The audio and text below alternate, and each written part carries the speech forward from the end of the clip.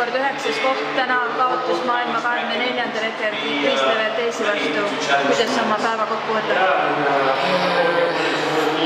Raske kaotus ja ma arvan, et läks selle vigastuse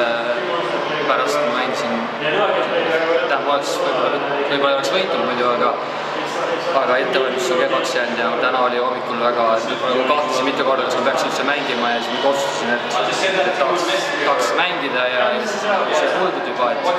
et selles mõttes on pettunud.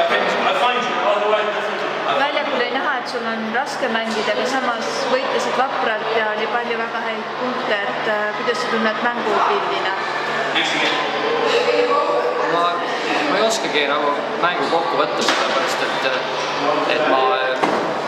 loomulikult nagu väljakul see jalavalu nagu kaob nagu mõnevõrra ära ja kui ma lähen hästi soojaks, aga lihtsalt see viimased 5 kuud see kõik see ettevalmistus, et ma ei ole saanud praktiliselt mitte ühtegi tõsist trenni teha ja ma olen pidanud mängima erinevaid liigamänge sellel hooaja lõpus, tähtsaid mänge ja nüüd siia tulekul, et ma lihtsalt praegu mängin nagu oma taseme nagu enam-vähem välja, aga arengut ja sellist mängu nagu ma unistan, seda nagu ei ole ja see on väga kurvaks, et ma loodan, et ma ikka nagu saan edasi niimoodi tõsiselt mängida ja konkurentsi pakkuda headele mängijatele, et ma väga loodan seda. Mis su järgmiste kuude plaan on? Ma arvan, et hetkel üks kuuajane paus tuleb teha kindlasti sisse, et ravida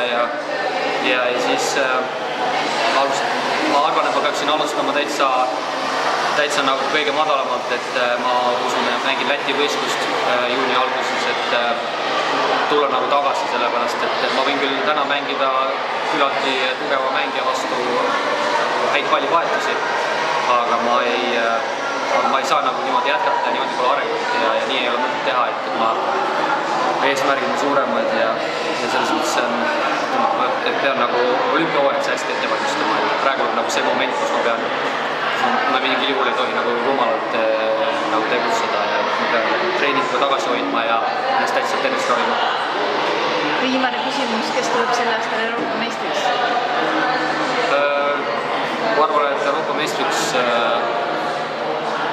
tuleb üks taanlane, kas üks 3, aga eks Viktor Akselson on siiamaani kõige parem võimalused selleks, aga ma ei ole kindel, kui hästi ta nagu treenijal saab teha selleks võistlust, et Akselson, Jürgensen või Antonson, üks 3.